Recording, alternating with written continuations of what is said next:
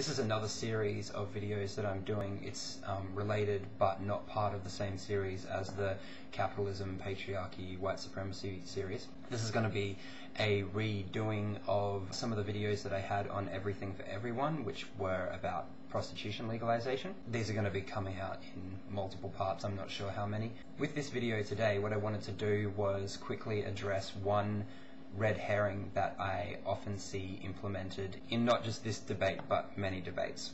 Basically, a red herring is a type of logical fallacy where in order to win a debate you bring up a point that seems to be related but is actually off the subject, and then you switch the debate to be about this off the subject topic that you bring up, and the original debate gets lost, and so the person who uses the red herring kind of ends up winning by default because the original argument never gets settled. This tactic is used so much, probably not consciously. I've used it myself, so I have to give myself some sort of an out.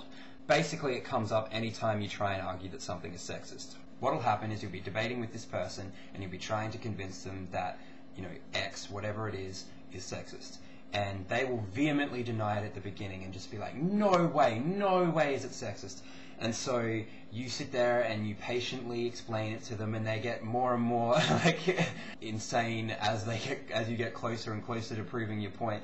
So you basically drag them kicking and screaming to finally eventually acknowledge that what you're saying is true and that this policy is sexist. And the moment you get them there, and the moment they realize that they're kind of stuck there, they immediately do this 180 flip, and without even acknowledging it, they completely change the argument and go, oh yeah, well, that's sexist, but then so is this.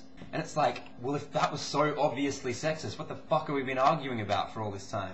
Basically, what they end up saying, whether it's conscious or not, is if this issue is important, which it usually is, they're usually associated with it in some way, and that's why they're vehemently defending it. If this issue is important, then it's not sexist.